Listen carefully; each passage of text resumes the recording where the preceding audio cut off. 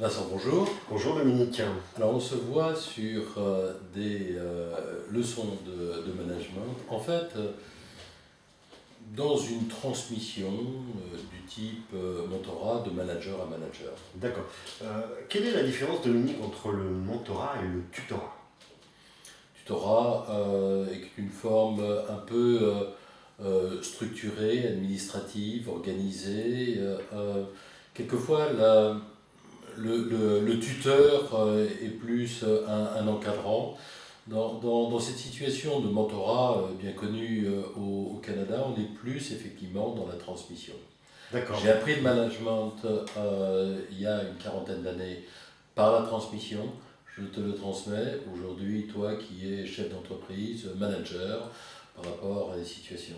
Posture qu'on retrouve un peu moins en France et pas forcément de façon très organisée, hein, comme elle peut être dans certaines entreprises, dans le monde anglo-saxon, en Europe, en Scandinavie ou en Allemagne. D'accord. Alors, dans cette leçon, ce que je te propose, c'est dans ce premier cycle, trois leçons. Une première situation, c'est comment le manager rentre dans la posture managériale. Et on va parler de posture managériale et moins de personnalité du management. Deuxième leçon, on va parler de triangle dramatique. Cartman a structuré un peu cette situation et ça me permettra d'évoquer les pièges, les risques du non-management. Enfin, troisième leçon, c'est les conditions qui vont faire que le manager va pouvoir exercer une fonction d'encadrement qui soit effectivement pérenne. D'accord. Alors, quand on parle de posture face au management, c'est ça qui va déterminer si le management il va être facile ou difficile, il va être possible ou impossible véritablement, il va être plaisant ou déplaisant, désagréable, ou derrière stressant ou en fait très très enrichissant. C'est fonction de comment le manager va rentrer dans cette fonction-là, que derrière, ça sera possible ou ça ne sera pas possible. C'est pour ça que je veux qu'on commence par aborder ce sujet-là. Je vais utiliser une métaphore mise en place par un Américain qui s'appelle Franklin Hearst sur hockey choral.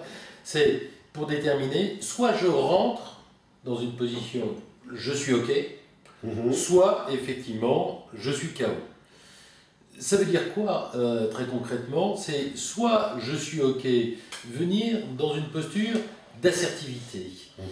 D'assertivité, c'est un mélange d'estime de soi, de motivation, d'engagement, d'alignement avec sa propre hiérarchie, qui fait que derrière, il y a une possibilité de pratique managériale et au-delà de la personnalité de celui qui le fait, d'un engagement et d'une motivation qui va conditionner le management.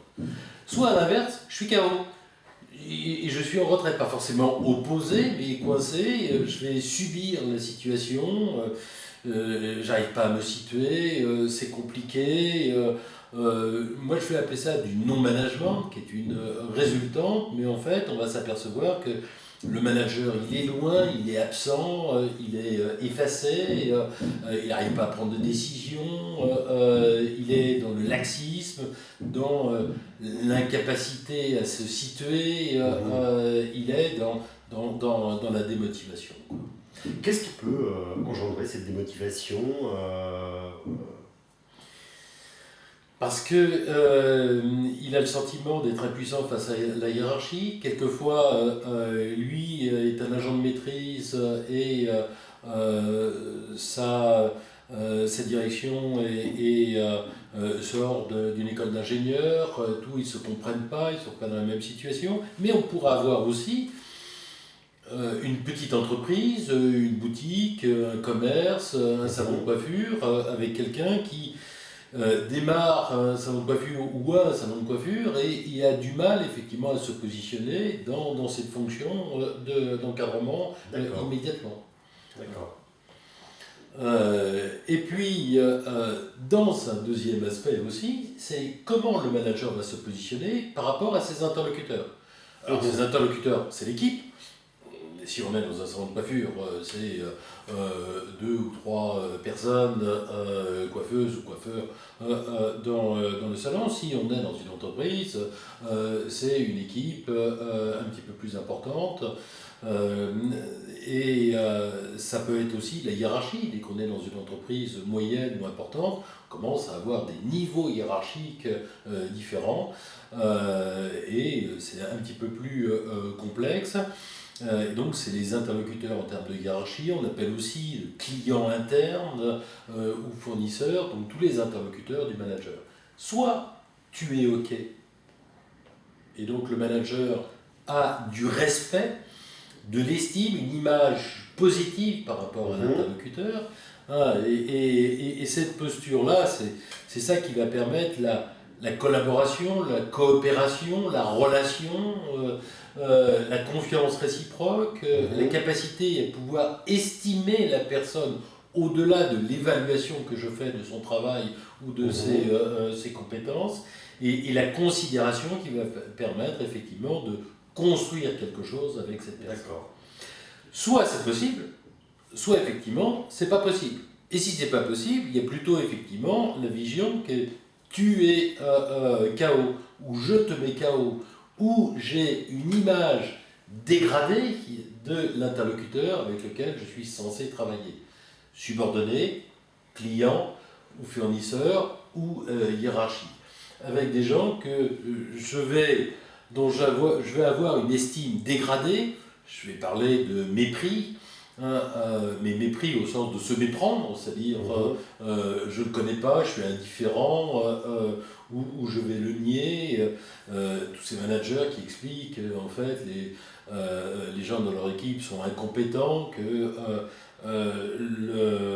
la hiérarchie est très loin, n'a rien compris du tout au fonctionnement, et donc cette position-là. Et là, c'est mon style de management qui va créer cette situation où c'est les conditions que je vais avoir pour manager.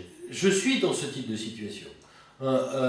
Et donc, soit effectivement, je n'aime pas les gens parce qu'ils ne m'aiment pas, donc il y a un rapport de cause à effet, soit effectivement les gens me méprisent, et donc je vais moi aussi avoir une image dégradée parce que quelquefois on a eu des maux, des difficultés, des situations effectivement difficiles, et on va se retrouver en opposition ou en mésentente, où la collaboration va être effectivement difficile à mettre en place, et je vais avoir un jugement par rapport aux personnes.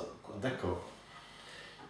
Et l'autre question qui était de savoir si, par exemple, j'ai des soucis avec ma hiérarchie pour mettre en place mon type de management.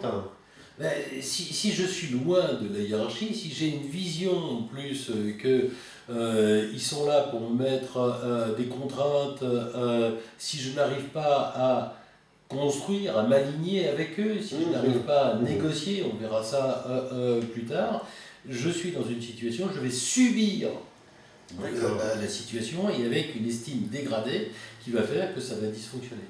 L'enjeu n'est pas d'aimer tout le monde, hein, c'est cette position de respect. D'ailleurs, l'affection, l'affectivité, on verra plus tard que le mode fusionnel des équipes de copains et tout, c'est excessivement dangereux en matière de management. Non, c'est comment je me positionne sur cet axe-là. Je suis OK ou je suis KO. D'accord. Tu es OK et tu es KO. Ce que l'on va voir à la suite, c'est dire que dès que je viens dans cette position de retrait, dès que je viens dans des situations d'estime dégradée ou d'image dégradée de mes interlocuteurs, la posture managériale est compromise, est compliquée. D'accord.